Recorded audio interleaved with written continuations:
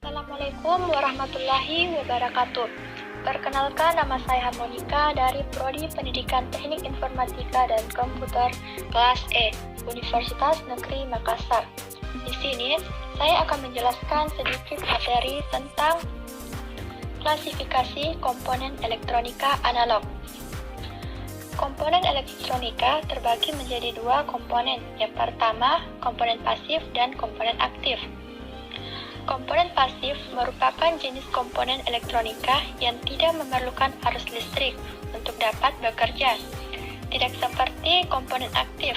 Komponen pasif tidak bisa bersifat menguatkan. Komponen pasif terdiri atas tiga komponen, yaitu yang pertama, resistor, yang kedua, kapasitor, yang ketiga, induktor. Yang pertama kita bahas adalah resistor. Pengertian resistor. Resistor atau disebut juga dengan hambatan adalah komponen elektronika pasif yang berfungsi untuk menghambat dan mengatur arus listrik dalam suatu rangkaian elektronika. Adapun fungsi-fungsi resistor, yang pertama adalah sebagai pembatas arus listrik, yang kedua sebagai pengatur arus listrik, yang ketiga sebagai pembagi tegangan listrik, yang keempat sebagai penurun tegangan listrik. Selanjutnya adalah jenis-jenis resistor. Yang pertama, resistor yang nilainya tetap.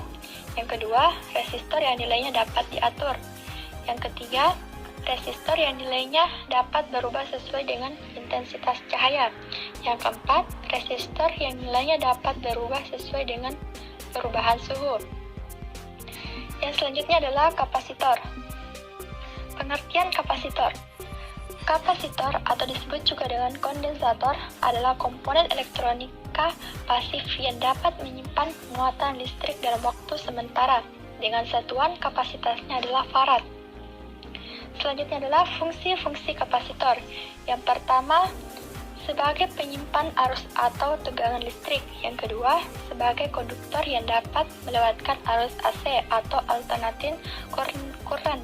Yang ketiga, sebagai isolator yang menghambat arus DC. Yang keempat, sebagai filter dalam rangkaian power supply. Yang kelima, sebagai kopling. Yang keenam, sebagai penggeser fasa. Yang ketujuh, sebagai pemilih gelombang frekuensi. Selanjutnya adalah jenis-jenis kapasitor. Yang pertama adalah kapasitor nilai tetap tidak berpolaritas. Terdiri dari kapasitor keramik, kapasitor kertas, kapasitor polister, dan kapasitor mika. Yang kedua, kapasitor nilai tetap berpolaritas yang terdiri dari kapasitor elektrolit atau elektrolit kondensator dan kapasitor tantalum. Selanjutnya adalah induktor. Pengertian induktor. Induktor atau disebut juga dengan koil atau kumparan adalah komponen elektronika pasif yang berfungsi sebagai pengatur frekuensi, filter, dan juga sebagai alat kopel atau penyambung.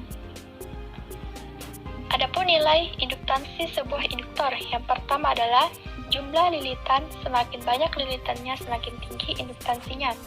Yang kedua, diameter induktor, semakin besar diameternya semakin tinggi pula induktansinya. Yang ketiga, permeabilitas inti, yaitu bahan inti yang digunakan seperti udara, besi, ataupun ferit. Yang keempat, ukuran panjang induktor, semakin pendek induktor atau koil tersebut semakin tinggi induktansinya. Selanjutnya adalah fungsi-fungsi induktor. Yang pertama adalah sebagai filter dalam rangkaian yang berkaitan dengan frekuensi. Yang kedua, transformator. Yang ketiga, motor listrik. Yang keempat, solenoid. Yang kelima, relay. Yang keenam, speaker. Yang ketujuh, mikrofon. Adapun jenis-jenis induktor, yaitu induktor bernilai tetap dan induktor bernilai tidak tetap. Selanjutnya adalah komponen aktif. Komponen elektronika aktif adalah jenis komponen elektronika yang memerlukan arus eksternal untuk dapat beroperasi.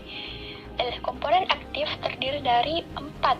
Yang pertama adalah dioda, transistor, yang ketiga adalah IC atau integrated circuit, yang keempat adalah saklar.